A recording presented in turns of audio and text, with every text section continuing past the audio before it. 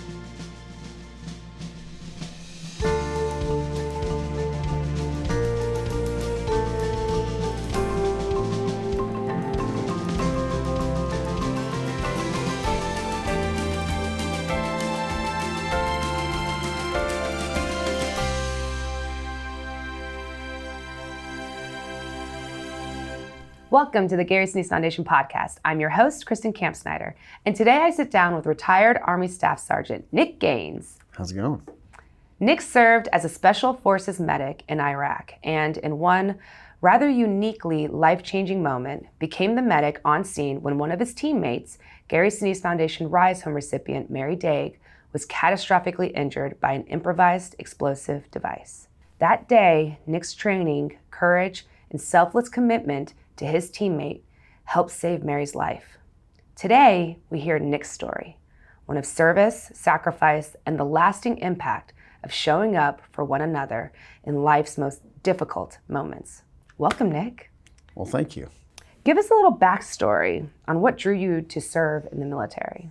So I had a really unique childhood. Okay. My parents were missionary aid workers. Oh, So I so was servants, like they're selfless servants. Yeah, but no military in the family. My dad was part of the space race, so my grandfather was part of the space race. My dad, they had a company together and he left that to do missionary work. So my grandfather manufactured the air system for the first spacesuit. And then, Whoa. And my dad was like into being a race car driver and then found God and decided to go to the ends of the earth, right? So like, what's interesting about that whole deal was I was in my first war zone at 8 years old. Stop. Yeah. So I was watching British paratroopers and Southern Baileys duke it out with the Guatemalan guerrillas. And yeah, so it was pretty fascinating. Like I grew up that way. And there were some instances in my childhood that keyed me into wanting to be one of those people. So I cut my finger in half and this side, the tip of it, and it was hanging there and in the jungle. We're deep in the jungle with the Mayan Indians, and This is where you live. At the time my parents were doing work there. And so yeah, I split the tip of my finger cutting a guava, and it's like 12 hours, river crossings, like to get to this place. You know, we're in a Toyota 4Runner, and you had to like go through rivers, and there's no medical care whatsoever. And we're living with like grass-skirted natives, and so they brought me to the British paratroopers, and those dudes, you know, they had the guns at the gate, and this guy, you know, they're just British Army doc, patched me right up. What was interesting though is like being in that environment, there was instructions we had, like if where we were staying was overrun, and it was like the kitchens, because it was open thatch huts, so we weren't, no AC, no power, no running water. We'd catch the rain, you know. How old were you again? 8. No grocery stores, like we're out there, and obviously no medical care. Right. But what was interesting was that there was instructions if we were overrun by the guerrillas that we were to go to the kitchen, they were going to burn the house and hopefully leave us alone. And I think it etched in my mind. One was like, these dudes are going around with impunity. The British military, I mean, and then they had the capacity to like fix my problems. So I don't know, it stuck with me. I was like, yeah, I want to carry a gun and I want to do the medical thing. But it you know, kind of went somewhere in my brain. And then, of course, later on, we had an orphanage in the Middle East. My parents did, in the Palestinian territories, and lived in Israel. And Hamas actually tried to kill my parents, and it was pretty wild. But so I just joined the military at 18. Well, okay, so it makes sense though. Your history and that, and like the Hamas trying to take your parents out. I mean, I was actually in my first knife altercation when I was 17 there, you know, which was, so just going through, and you're like trying to help these people, and there's a lot, you know, in the current climate, it's interesting. I have a lot of thoughts on it, but nothing simple. I'll just say that, you know. So 18, you decided to join, and you chose the Army. No, I actually chose. And what year did you join? In 98. Okay. So I chose, so I actually went, they had like this, I chose the National Guard, Air National Guard, to do like a flight medical sort of deal. So you knew early on that you were going to do the medical, like. I think so. Like, I don't know. I don't know why I think it was just because, like, you know, it was the first person I talked to. Okay. But then it wasn't quite what, it wasn't, I wanted to like. Be in it. Yeah. Yeah. So then I switched over. I crossed over the Army to be a combat medic. Okay. Yeah. And I got what I wanted quickly. So. What do you mean? I wanted to go to Iraq, you know. How quick? Probably 2 weeks after training I was there, like really fast. There was a shortage. It was during the surge, so like, yeah. You were in. Wow. First mass call like 3 days later. Yeah. It was just real fast, so.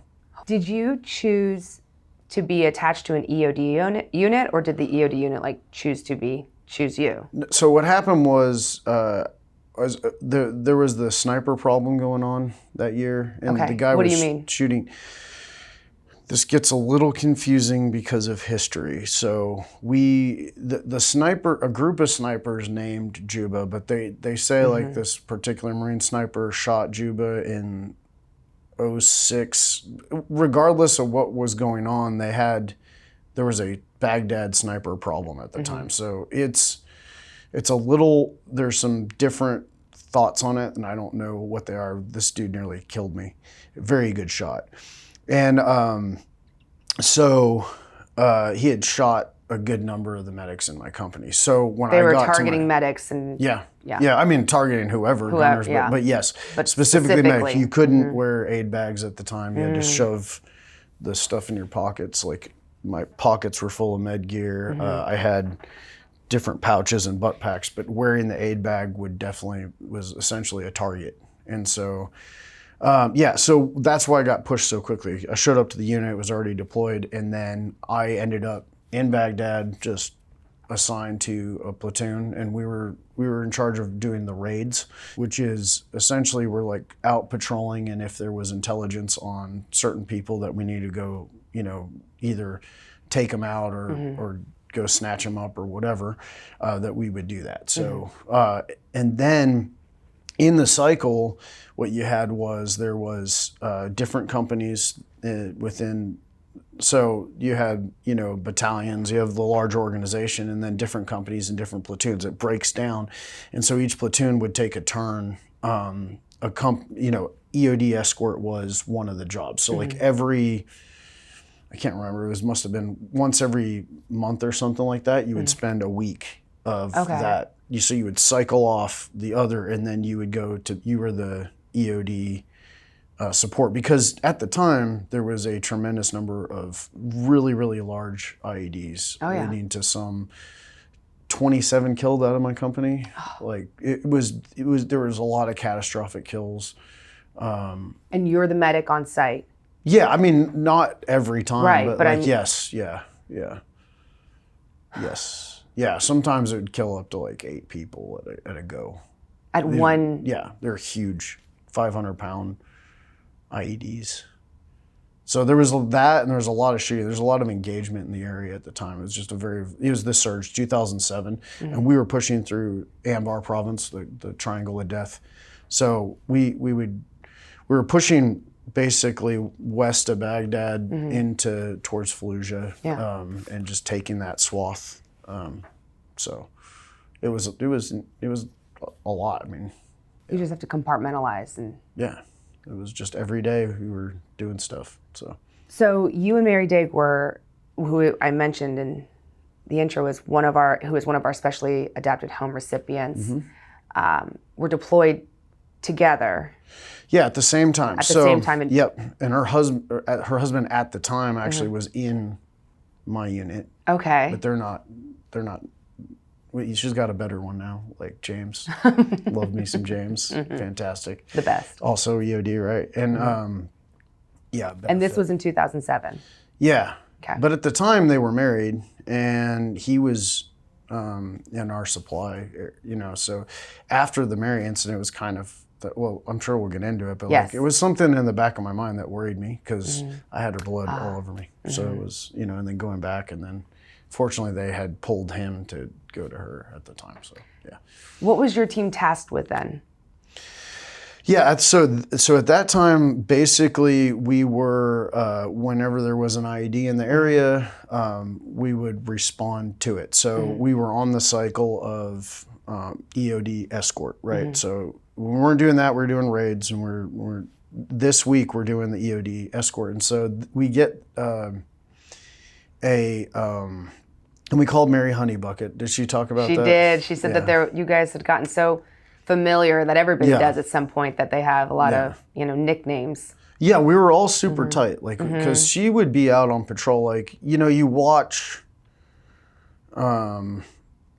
different people, whether they belong out there or not, and this gets into, I'm sure we'll talk about it too, but she pulled her weight, and so she got the nickname. We were always giving her crap, because if we don't like you, we're not going to say anything to you. Exactly. So she got her fair share. Oh, she got her fair all the time, and so, and our whole company, so there's different platoons in the company, like I said, we would take turns doing that, but we all ended up very tight. We all ended up knowing each other very well, because there were so many IEDs in the area at the time, it was rather constant. So we got onto the cycle, and that day, it was like a clear, pretty day, November 7th.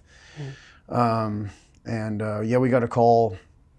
And this place is the Taliban Apartments. You call it the Taliban Apartments, like the nickname. Yeah, that's what she said, yeah. So it's on the south side of the road where Abu Ghraib is, famous for the prison.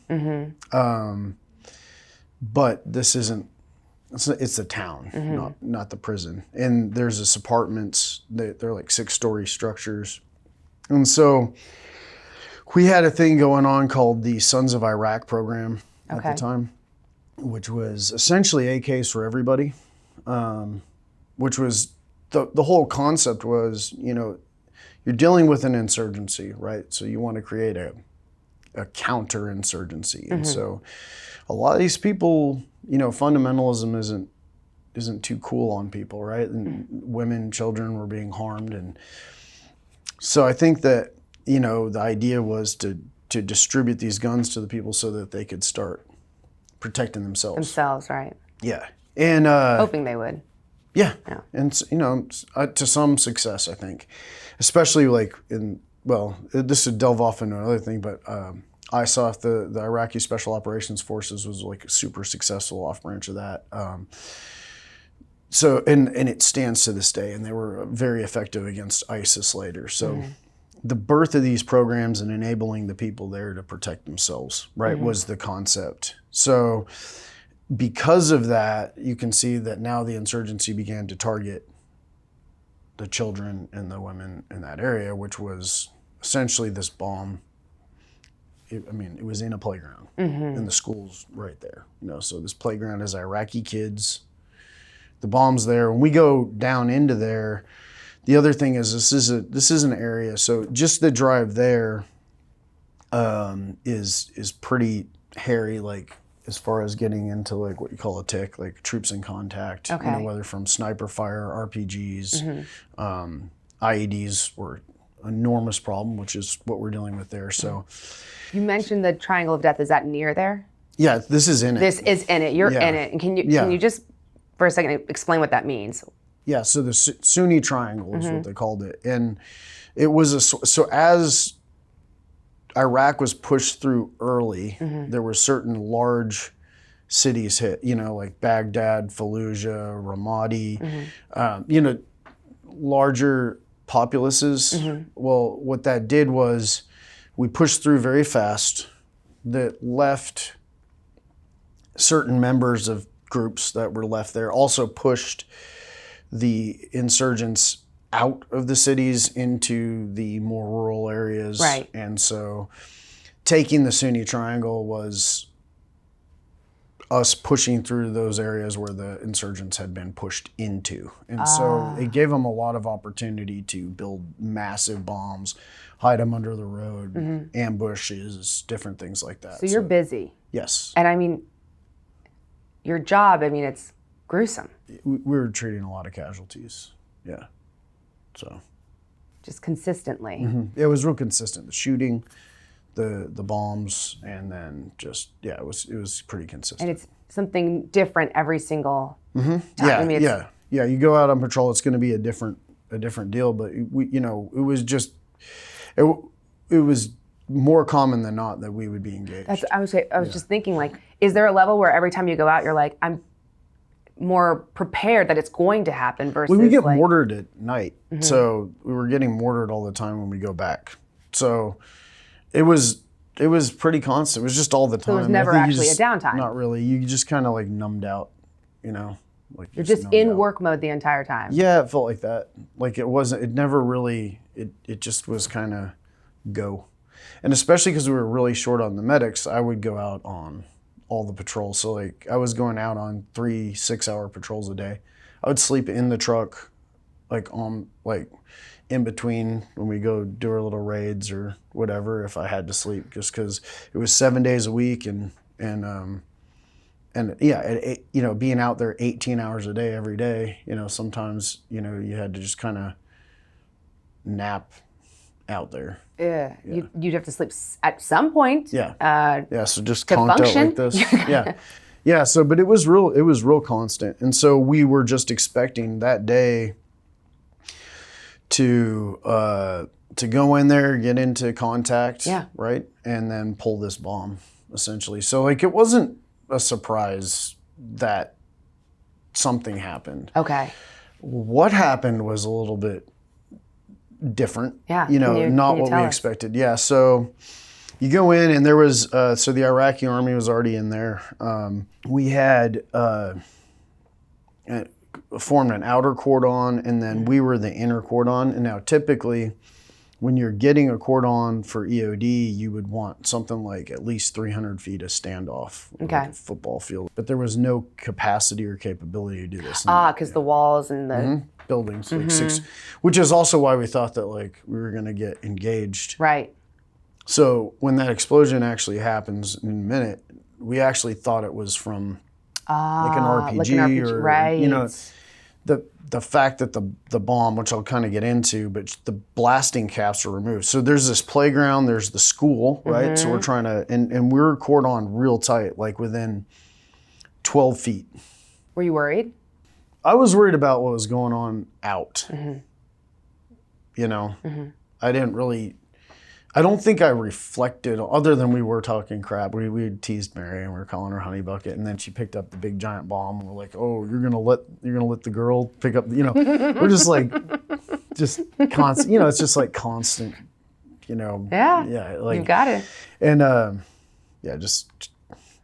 I'll just say it's shit talk all the time, and that's how you show your brotherly love. That, like, what we were focused on is focusing out. Okay. You know.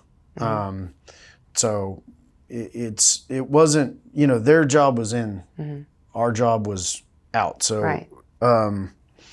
what I do remember was they had dismantled the bomb to the point of the blasting caps are out. To kind of give an idea of what happens with these homemade explosives, though, it's like there's nitroglycerin involved with them. So you would sometimes be like driving down the road and see the bomb making houses explode, just randomly blow up, because with no one triggering it. It's just I mean, they're making, you know, they're baking whatever, whether it's they're trying to make plastics or they're volatile. Or like nitroglycerin based, you know, whatever the chemicals are in these, you know, they're made to blow up, but they're not, like, these are dudes that are, you know, doing this I mean, it's pretty darn resourceful, to be honest. Yeah. I mean, you have to give in the them worst that. way possible. In the worst way possible, but also, you know, it's kind of like meth house style. You know, your trailer out, you know. So sometimes sometimes you just see it just boom. Wow. Right? And so to kind of give an idea of the volatility, they're in a JRV, and we're in a bunch of Humvees. So at the time, they were transferring over. Like, the modern MRAP was not as much of a thing at the time. The JRV was, and there were some V-hold vehicles out there, but we're in Humvees.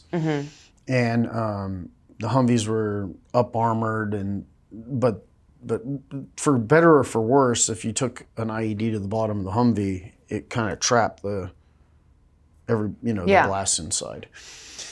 Where these other ones were kind of V-hold. So the EOD contingent had one of these JRVs, you know, it was much better for the blasts, you know. And the Humvees worked really good for navigating the streets and the roads and moving faster. So, so she's putting it in, and I do remember watching that, because, like, I looked over, because I was looking out, but then, you know, we were doing the teasing, because she was carrying this big object, and I looked back, and then everything went just black, like, just like black. Life changed in an instant. Yeah, it was just black. So I could see on the front window of our Humvee, like, hunks of human flesh, essentially, kind of plastered across the window. So I know somebody had been hit, you know.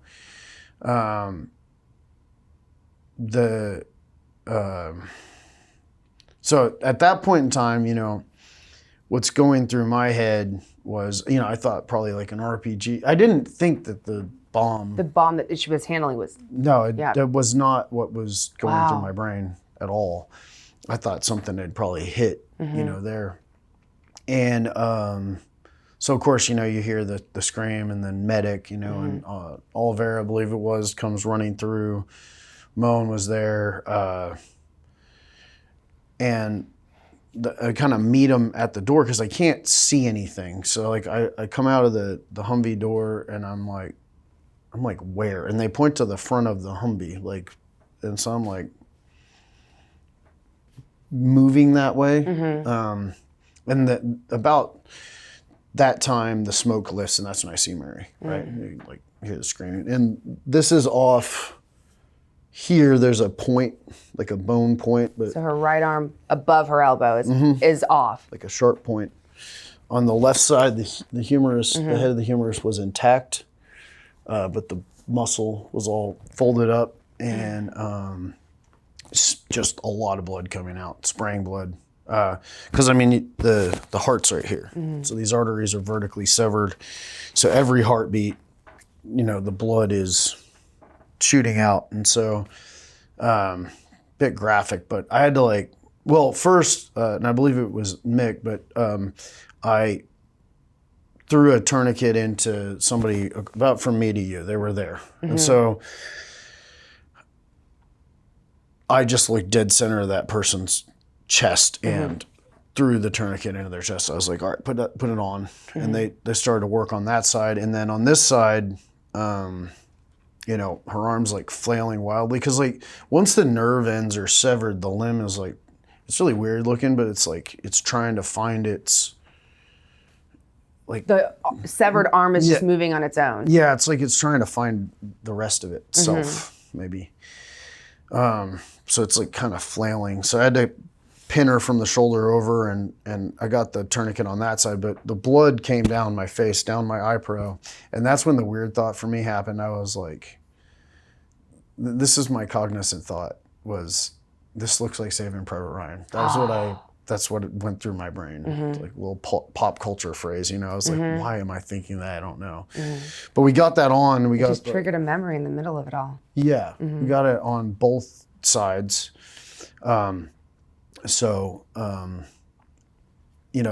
Bleeding stopped. And that all happened in around 30 seconds. Wow. So that whole part was pretty quick. It's just it felt like a very long time before it happened.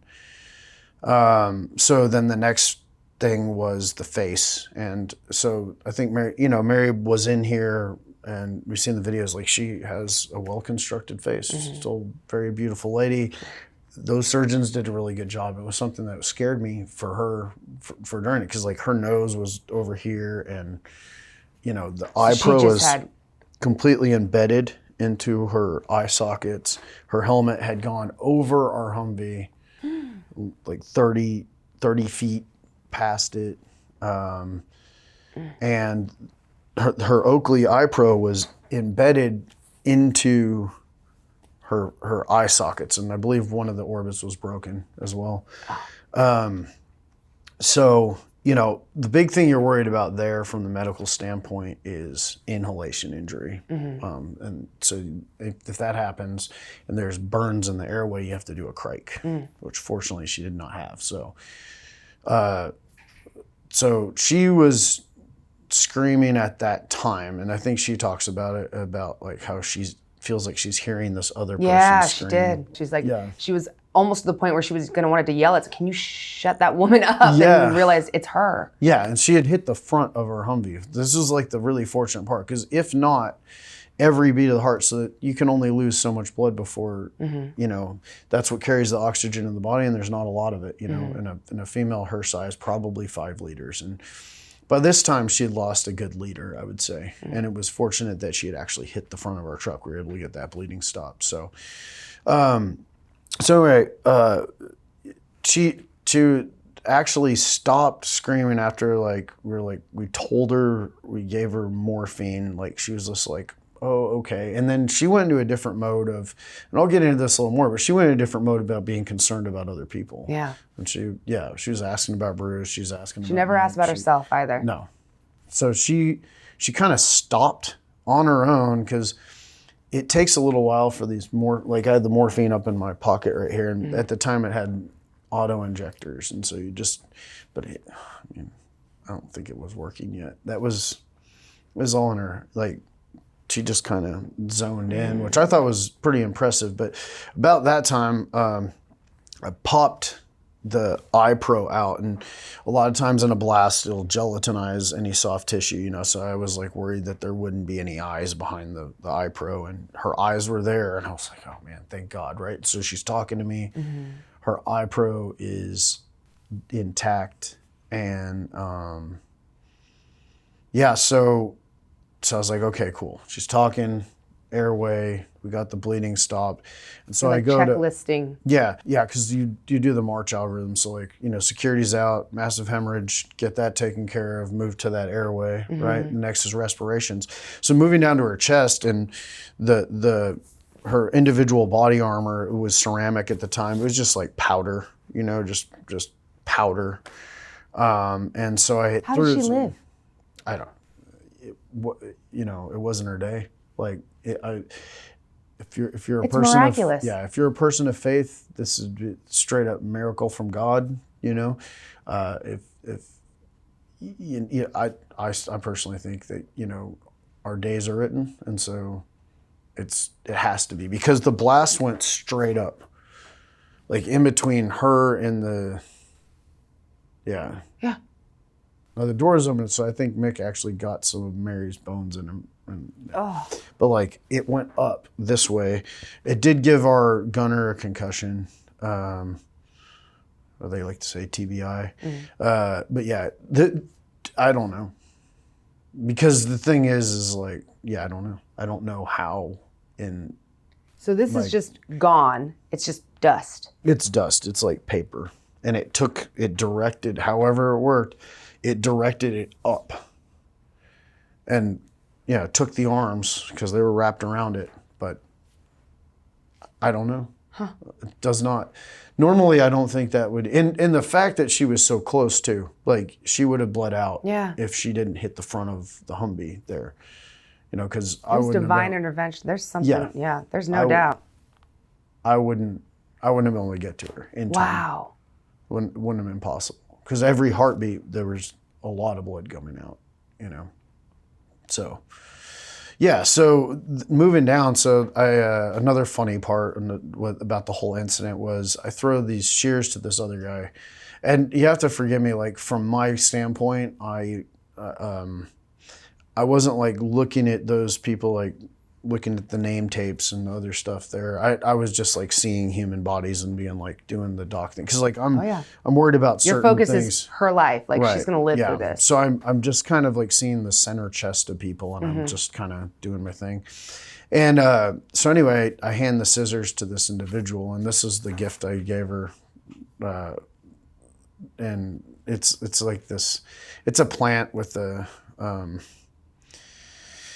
it's got trauma shears on it. It says if it was a dude, it'd be done already. But what came out of my mouth, and it's like a point of evolution, was, there's a lot of interest in women in combat. Should women be in combat? Like there's been a debate about that for a long time. But to me, it was like human body's a human body. You got to get going.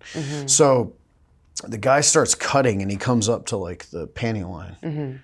And was like, I said, well, you have to forgive the expletives because we do the quote, but I said, like, if it was a fucking dude, it'd be done already. And that it vomited out of my mouth. It wasn't like... It's the truth. Yeah, it was just, he kept cutting. But that was one of the things that, like, some people, I think, had issue dealing with, like, in their own minds, was seeing a female, kind of... I don't know that she had kind of, in my brain, proved that she belonged out there. And so that's what happens when you're out there. It can, right? So, like, that's the job. No one is, walks around with the force field around them that doesn't get hit. It doesn't have, it's not, that's not how it works. Just because you're... Yeah. So it wasn't like one of those things. It didn't come into my head. And I also had been treating, like, women and children quite a bit during that. Unfortunately, women and children were targeted. So it wasn't like the first time I had seen something like, but it was the first time I'd seen an American like that. And that, it was American female. And there's an effect there that happens. There's an anger. There's a, like you want to burn the freaking world down. Like, absolutely. But you have a job to do, And so I don't think all of those emotions came way later. Like for me, it was just coming down the algorithm. And then we put her on the hood. After that, we got her all kind of wrapped up and got her on the hood of the Humvee and I rode.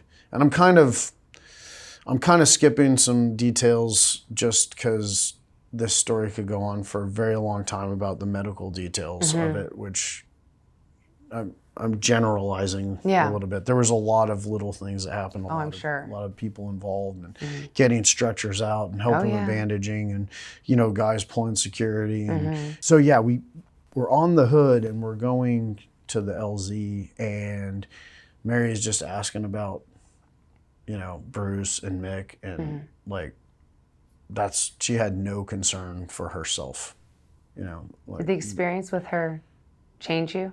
oh yeah, yeah, absolutely, yeah. Fundamentally, it was a significant, I guess it's been 19 years, and it's just who she is, as a person. Two, that kind of like, as I said before, it's not, one, it was a straight up miracle that she lived. But the survival's just one part of that story, right? The rest of it is that who she was is the survival story, because, as the medic, and I'm putting this woman onto the aircraft, I'm like, man, what quality am I giving a quality? You know what I mean? Like, it's not something that like I have a choice about. Like, I'm going to do my job, but you wonder, right? Yeah. And so there's more than one miracle that she is. There was the miracle of immediate survival, the miracle of, yes, I happen to be 12 feet away, and all these other people that were there were on it, and like everybody was on it. And she said, if you were not the one, like the medic that was there, like if it was not you, she would have died. Maybe. I feel very honored by There's that. another miracle right there. I mean, it was you were there on that mission. Yeah, I think it was meant to be that way. Yeah. What was your last time seeing her? Was it then putting her on the... Yeah, so I put her on the thing, and then they left, and this is where this comes in. So we got to do the hand. I have, well, one is, this is the patch that she was wearing. So after, I'm cleaning up body parts, and I learned about this. So like, you got these plastic bags and stuff, you're like putting pieces of her back in. But this is the patch she was wearing right here. She gave this to me as a gift with her death tag, but there's actually still some. Oh my goodness. Yeah, that's skin. But wow. It's still burnt and charred. But afterwards, Lieutenant Moen comes over because we're gathering it. And as a medic, you usually have a point of pride that you send all the body parts with the person. Well, he comes over and he's like, what are we doing with this? And it was her hand. Like. And you didn't send it? You forgot to send it? Oh, yeah, I didn't. I missed it. Yeah. No. Missed the hand. Wait, I didn't tell her. Did she give this to you? Yeah. No. So yeah. So like, it's okay, I've got you. I got you. Yes. So this was like an attempt at prosthesis for her, right? And it didn't work, as you can see that she doesn't have those prosthetics on. And so they made a gift, and like I think Bruce wired it up and James wired it up, and it's like this glass container. It has like a medic standing over a body, the kneeling over the body, the whole deal. But it's wired up like an IED, like these crazy EOD people are. And when I opened the lid, it had the song "Don't You Forget About Me" in it. So that's the sense of humor. So her hand was like, it was just like this. You have to have the humor. Yeah. I mean, this is gruesome. It took a little tough. while though. I was like, It's finally, one day, I think we were all drinking. I was like, Mary, I gotta tell you something. No. You had to come clean? I did. I was like, I forgot a whole body part. Yeah. You mentioned though, when you talk about the emotional side, it took you a while to be able to talk to her and to share with her. And where did it leave you emotionally? I have all my fingers and toes. And for me, I've been shot at, I've been, the explosions have happened right there, but I've never been shot. Like, I turned my face, bullets has whizzed this close to my face. But you're like, when it's not like you're close to it, but it's not you. You end up with, I think, a lot of survivor's guilt. And so, Yeah. in the case of her, I did see her one time after she got out of the hospital at 2-5 Cav when we were right before we were leaving, and then I went to selection after that. But I had a lot of survivor's guilt with it. I thought. Did you know that you had it? I don't know that, like, I don't know when I recognized it appropriately. And that's a whole nother story about, I think they could get into about, just mental health and the processing of things. And there was a lot of stuff that came up later. Because, you just kind of, you said it before, you compartmentalize. So some of the stuff you just put into a box and like you shelve it off, but it still exists there. In the case of her,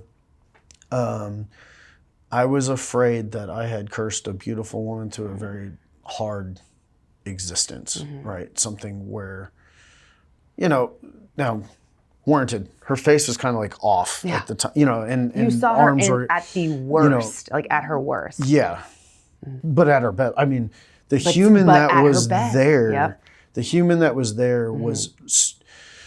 It was so.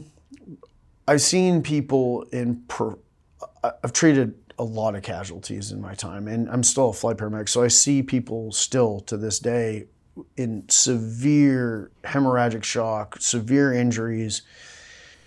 I've been doing, emergency combat wilderness medicine now for like 27 years. I don't recall if there was ever one that reacted just like Mary. I had to say, like, she was so focused not on herself and just, so yeah, that hit me really hard because you have this person that, like, this is the worst thing that could ever happen, but like her resolve was about those other people. And I think that you carried that harder too, because it was just like, man, did that person belong there? Yeah, she did. She did. I would go back tomorrow to war with her. No doubt. Like, her mind was right. And I think that affected me deeper. 2 was just the fact that, like, you can infer on somebody whether, you hope that they have a quality of life after. But I mean, no arms, the face, I was like, man. And you can see the surgeons did miracles. Like, she's beautiful. Yeah.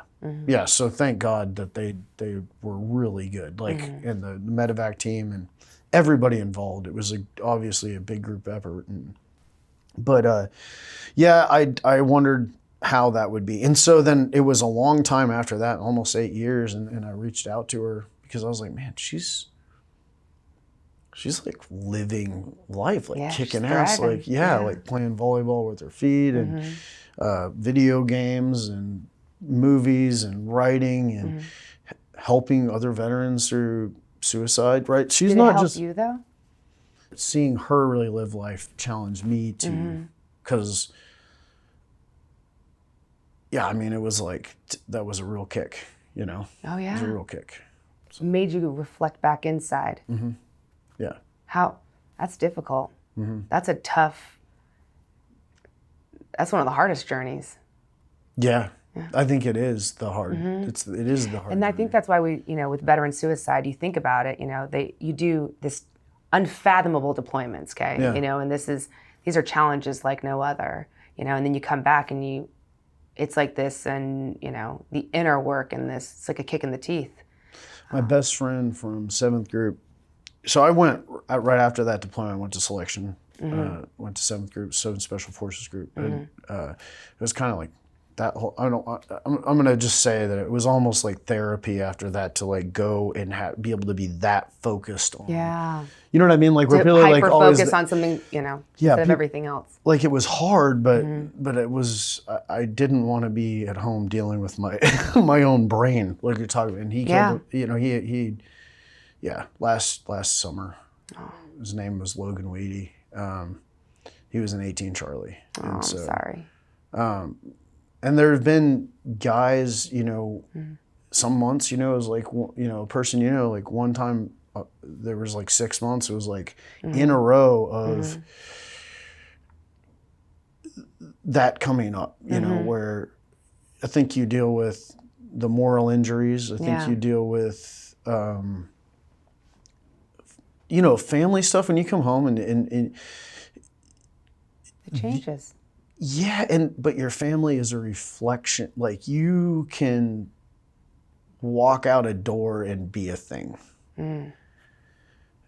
When you're at home, either with yourself or with your family or whatever, you can't, there's whatever that reflection is. And it's very real. And the things that you hold on to, the things that are there, like, and I think that most of the guys have probably struggled with that at some point in time. I think that I think the difference is, like, some people's brains with the TBIs and different things like that, or different things that have happened, maybe constitute worse cases that you can't just, like, bear up and make it through.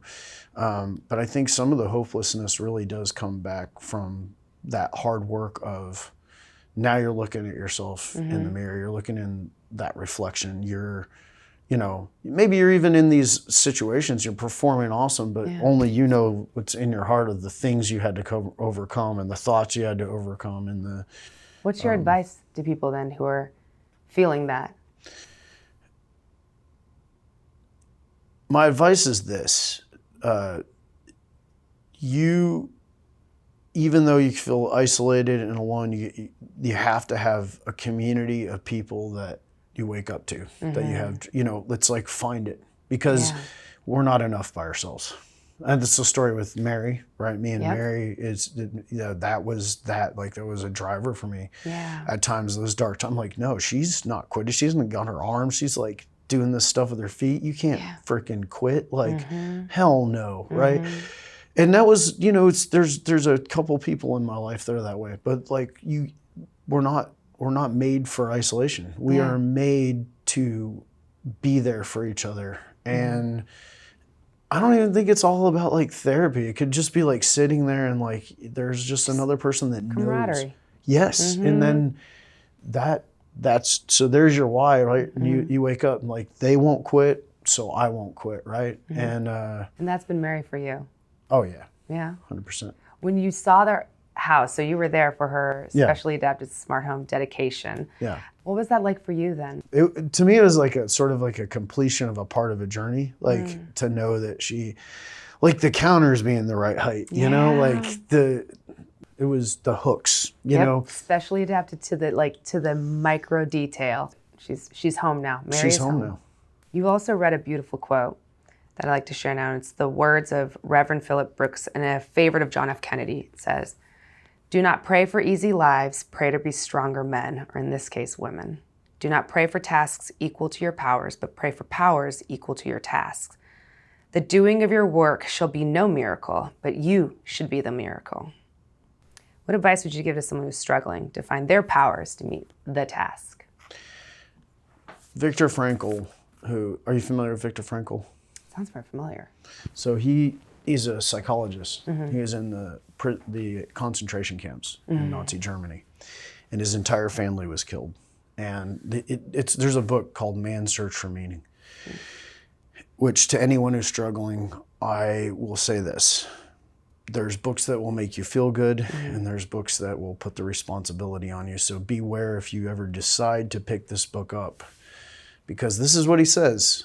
And you have to remember, he did this. His family was murdered, like, right there. The whole I mean, you know, and it's well documented on the Nazi side too, that he actually behaved in the manner that he did. But when he talks about the meaning of life, he says, you are responsible. Don't ask life, what is my meaning? It's you are the one that is responsible to answer that. And so every single person has a meaning, but you're going to have to do things, and you're going to have to go places. And it's the spirit of adventure. Like, every person's adventure is different, but if you want to find meaning, you have to step off. You have to step off. You can't just stand there. You got to do the work. and it's the scary work. It's the thing. It's not. And when I say the scary work, for me, going into battle isn't always as scary as like looking within and then finding that meaning. Like leaving the military, I had to find it again. But it's worth it. Yeah, I mean, I look at my children's faces, and they watch Dad struggle through it every day. I look at what Mary's done and watching her struggle through it every single day, and that is self-constituted meaning. That is going to the place that you need to go. You go into the freaking dragon's cave and drag that sucker out by the neck, whatever that is. It's different for every person.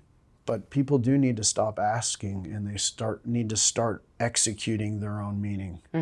But that requires telling yourself the truth. And I think that's the scariest thing. Oh. Nick, thank you so much for coming on the podcast. You're the helper of the helpers. You're the one who helped those who serve, and you continue to. And you are just such an inspiration, and just thank you so much for sharing and just opening up your heart to us. Thank you. Yeah, thank you. And as we do with every podcast episode, Mac will close out the show. You've been listening to GSF Podcast, the official podcast of the Gary Sinise Foundation. If you'd like to find out more about what the foundation is up to, or if you'd like to make a donation, please visit GarySiniseFoundation.org. Make sure to tune in next time for more interviews, and thanks for joining us.